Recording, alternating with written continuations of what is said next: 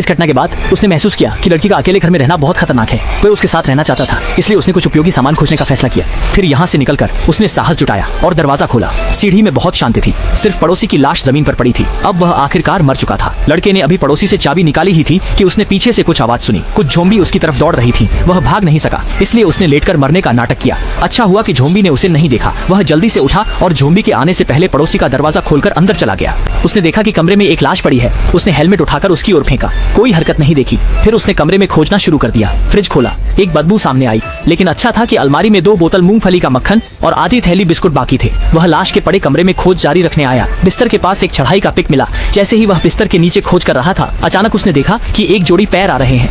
हे भगवान, ये एक ज़ॉम्बी है। लड़का ज़ॉम्बी के द्वारा गिरा दिया गया। घबराहट में उसने चढ़ाई की पिक एक्स पकड़ ली और तब उसने ज़ॉम्बी को मार दिया। वह जल्दी से घर वापस आया, आराम किए बिना तुरंत कपड़े उतारे, यह जांचने के लिए कि कहीं उसे काटा तो नहीं गया। सौभाग्य से यह सिर्फ एक झूठी चेतावनी थी। इस बार बाहर जाने पर उसे 2 कोण मिले। इससे वह बहुत खुश हो गया।